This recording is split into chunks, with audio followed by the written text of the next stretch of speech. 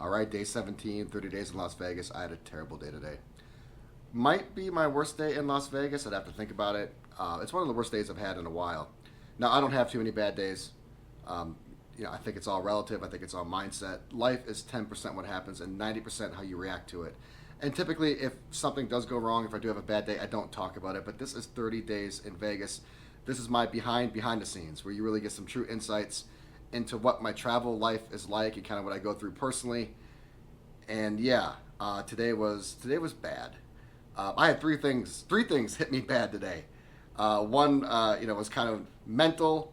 One was heartfelt, and the other one was my stomach. So I'll just get right into it. Checked out a Luxor today. My Luxor stay was surprisingly smooth. Surprisingly.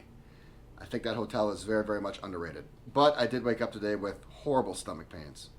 Like almost incapacitating stomach pains. Not nauseous, right? Not nausea or upset stomach. I'm talking like where it hurts, like pins and needles. It just kind of hurts to even move. You guys ever have that?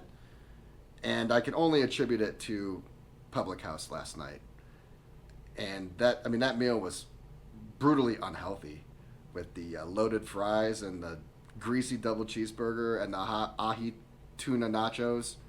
And then that one beer was a 10% beer, and then that Scottish brown ale. It could have been any one of those things, but if I had to guess, I would say it was probably the ahi tuna nachos because they were raw. That would be my first guess. That's the easiest guess, but it could have been any one of those things. So yeah, I woke up this morning and just feeling horrible. You know what I'm talking about, right? Do you ever get that where it's not upset stomach, it's pins and needles, and it just hurts. You didn't really even know your stomach could feel that way. I've only had that feeling a few times in my life, and yeah, it was bad. And I did not get a chance to talk about that in my video because it kind of hit after my video ended. And it could have been random. I really don't have anything bad to say about Public House. Who knows? It is what it is. And then I get over to the Flamingo, and a couple things happen in the Flamingo. First of all, I get here, and then I realize that my $2,000 Black Diamond David Yurman bracelet is gone. Gone. I really like that thing. It was given to me by someone special at the time, someone who was special to me, someone who I shared good memories with, a person that's no longer in my life for a long time, and a person I really don't think about much anymore at all. At all. But, when you have a nice piece of jewelry like that who is given to you from someone, you can't help but think of the origin when you look at it from time to time. And, it was given to me in Las Vegas about 4 years ago, so that was kind of special. And then I ended up losing it in Las Vegas 4 years later. And I can't help but kind of get a little philosophical and deep about it, right? Like, was I meant to lose it? Vegas giveth, Vegas taketh away. Is that a sign or a metaphor to move on? I mean, not from that person. I moved on from that person a long, long time ago. To move on in general. Like, should I let some things go from my past? Is it time to evolve and grow even more as an individual? Is this a lesson to not put a lot of emphasis on material items? Is this a lesson or exercise to really take stock of what is important in life? Because, certainly a Black Diamond bracelet isn't at my top 10 things of importance, but obviously it sucks to lose something so expensive and something that was meaningful. And, I love my black diamonds. I just love my diamonds in general. And I thought it was kind of my lucky bracelet, but maybe it wasn't. Maybe it wasn't. Maybe it was bad luck this entire time, right? That relationship was not a productive one or a successful one. Maybe I should have not even been wearing it. And these are things I think about. I'm just opening up and telling you kind of how I'm trying to process this internally. Maybe it was bad luck. Maybe I was meant to lose it. Maybe whoever found it will have better luck with it than I will, or I had. Who knows? And it was getting time to lose it. It did slip off my wrist a few times in the past month where I just kind of caught it, and I'm like, oh my goodness. But yeah, it's definitely irreplaceable for sure because David Yurman makes his runs and that's it. So you can never buy another one. And I'm just trying to, just like I said, I'm just trying to process it and say it's material, forget about it. I accepted it immediately because I lost it in Las Vegas. Today is my busiest day, check-out day, check-in day, Ubers, loading up the luggage. It could be anywhere in Las Vegas. So the minute I saw it was gone, I totally accepted it instantly. Right? No trying to call the hotel or call the Uber. I guess I could, but forget about it.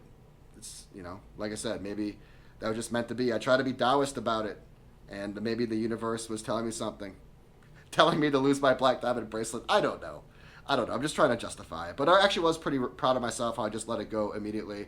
Obviously, I'm talking about it because I'm a little upset about it. It's never fun to lose something that's so expensive. Well, 2000 is expensive to me.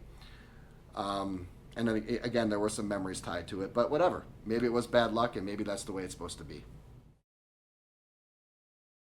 Now that we got that deep, profound stuff out of the way, I'm going to talk about why I am starting to dislike Caesars. It's no secret. I've been an advocate of Caesars properties in Las Vegas. I think they have a fine hotel portfolio, and all the hotels are different. And I've had great experiences at pretty much every Caesars property. Even Harrah's, which I really didn't care for, delivered on what I think Harrah's was supposed to deliver on. There's really only one reason to stay there. It's kind of a budget hotel on the north end of the strip, but it delivered on that. But I got to say, I don't like the way Caesars is going. And now that I'm paying attention more to like Caesars versus MGM, more than I ever have, I signed up for Caesars rewards and MGM rewards, so I'm paying attention to the points and all that type of stuff. I don't know. I don't think Caesars is going in the right direction. Let me give you a few examples. Number one, this one's just generic. It's anecdotal. But when I take a look at customer service, just general customer service, whether that's check-in, front desk, bell person, whomever, I find MGM's customer service to be better. And I'm not talking Bellagio versus Harrah's. I'm just saying in general. From Luxor to Mandalay Bay to versus Paris to here at the Flamingo. I think that generally speaking, MGM has better customer service. And I feel like Caesar's customer service is actually getting worse. And I think that MGM's is actually getting better from my experience. And I'll just give you a very quick example. So I go to check-in and my room isn't ready. And I lugged my 200 pounds of luggage because the bell person wasn't available. They weren't even outside to meet you, whatever. I lugged my 200 pounds of luggage by myself up to the lobby, second floor Flamingo. Decent walk, not too bad, but decent walk. And my room isn't ready. So I said, okay, no problem. Let me store my luggage. And they said, you got to walk all the way back down to the bell desk and go store your luggage. I said, is there anything you can do? Can you call the bell person, have someone meet me up here? I will tip them handsomely. I will meet them halfway. Is there anything you could do so I don't have to carry these 200 pounds of luggage back down the stairs, elevator, escalator, back to the front of the entrance? And they're like, nope, can't do it. So, and that's okay. Like, there wasn't a bell desk up there. She didn't want to call anyone to help me. But I don't know, it's just like the customer service aspect is just like, nope, can't do it, next. And I feel that's the way Caesars is getting. I feel they're getting very transactional, especially with their check-ins. It's to check into your room early. It's now, $50 before one, $30 after one. There's all these add-on costs now. And not to mention, you can't even talk to anyone when you check in anymore because it's all kiosks. This is my biggest frustration, is that you can't even talk to someone upon check-in. All I want to do is talk to someone. And I understand that automation is the way things are going. You go to McDonald's, it's automated now. CVS, Walgreens, you're checking yourself out. But those are just like bottles of water and cosmetics and just like everyday things. I'm paying, thousands of dollars to be here? I'd like to be able to check in and talk to someone if I want. If I don't care, I think the kiosk is a great idea. Stick your ID in, stick your credit card in, get your room and go. And there are times where I could actually appreciate and utilize that. But sometimes I want to talk to someone like, hey, I'd like to be on a high floor. Hey, I'd like to be away from the ice machine. Maybe I'd like to be on the opposite side of the pool. Just things like that. It's just nice to talk to someone. Like, hey, where's the gym at? What are the gym hours? Where are the elevators? There's no one to check you in, and you're just kind of left by yourself. They print out the keys and print out a map, and I don't know. I don't like the way it's going. Obviously, I come from a business background.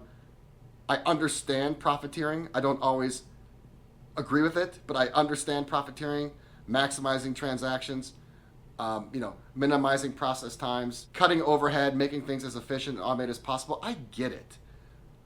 But to the point where now it's taking over the experience and it's ruining the experience, I'm not about it. Like, if I go to McDonald's and I do the automated thing and the burger comes out fresher, juicier, better tasting, more delicious, faster, and I really don't have to deal with anyone, awesome. But this is a totally different experience. Checking in the hotel for 3 nights and, spending this type of money. Not a fan of the way Caesars is going.